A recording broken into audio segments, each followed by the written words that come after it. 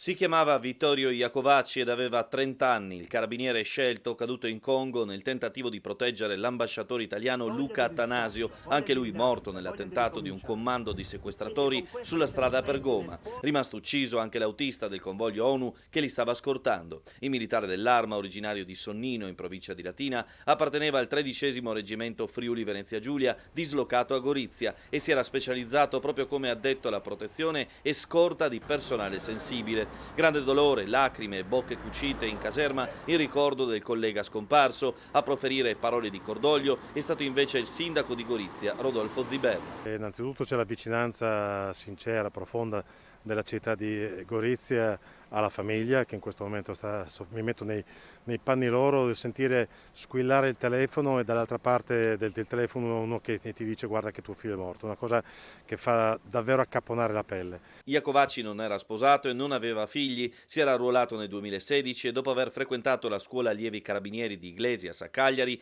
aveva avuto come prima destinazione proprio il reggimento goriziano, dal quale provengono molti militari dell'Arma destinati alle missioni all'estero. Non è un caso che alcuni fra i caduti dell'attentato di Nassiriya appartenessero proprio al 13°, come un altro carabiniere ucciso in un attentato, Emanuele Ebrai, che perì nel 2012 in missione in Afghanistan. Profondo cordoglio è stato espresso dalle massime autorità nazionali, dal Presidente della Repubblica al Premier Mario Draghi. Questo ragazzo fra pochi giorni, i primi di marzo, avrebbe compiuto 31 anni.